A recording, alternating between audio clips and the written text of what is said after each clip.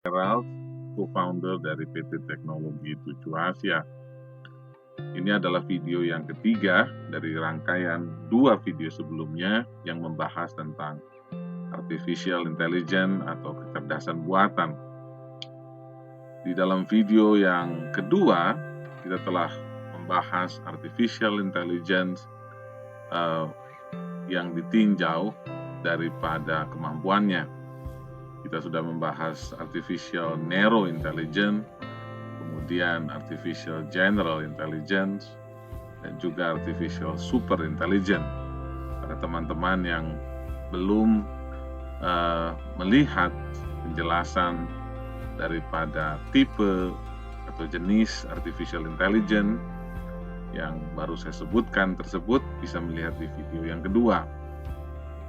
Masih kita membahas jenis daripada artificial intelligence, yang mana kita sekarang akan membahas jenis daripada artificial intelligence yang dilihat daripada fungsinya. Kita lihat di dalam presentasi ini ada 4 fungsi daripada artificial intelligence. Fungsi yang pertama adalah reactive machine. Ini adalah salah satu bentuk dasar AI. Jenis ini tidak memiliki memori masa lalu dan tidak dapat menggunakan informasi masa lalu untuk informasi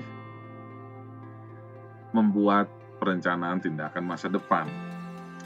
Jadi respon hanya tergantung kepada permasalahan yang dihadapi saat ini. Sebagai contoh adalah program catur IBM yang mengalahkan Garry Kasparov pada tahun 1990-an. Ini adalah juga bagian daripada AI yang dibangun untuk memahami atau bisa melakukan permainan catur.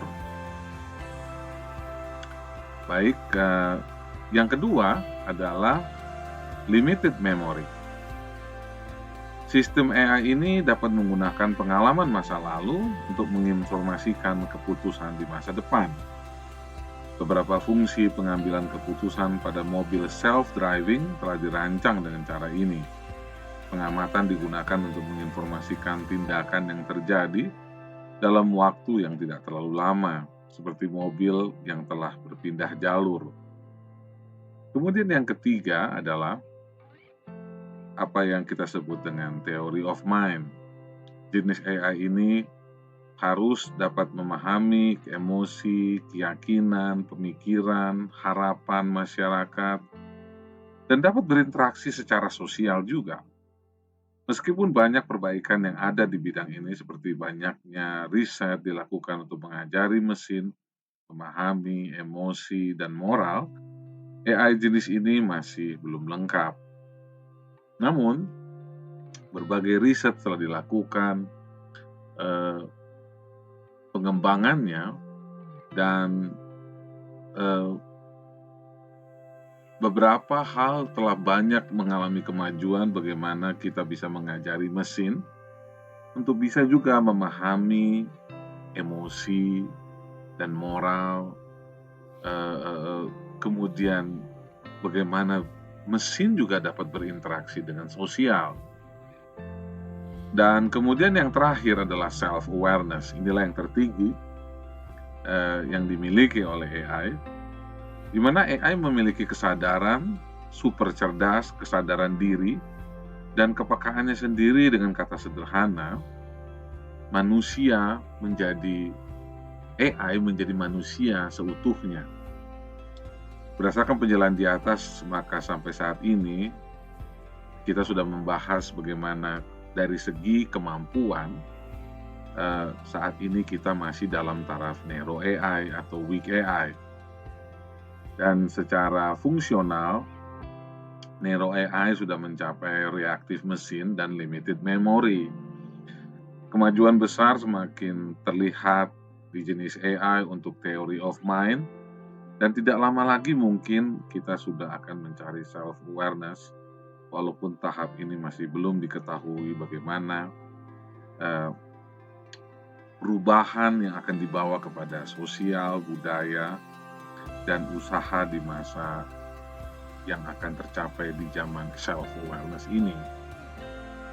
Jadi, kita sudah membahas berbagai jenis daripada artificial intelligence, dan kemudian kita juga sudah membahas berbagai jenis artificial intelligence ditinjau daripada fungsinya.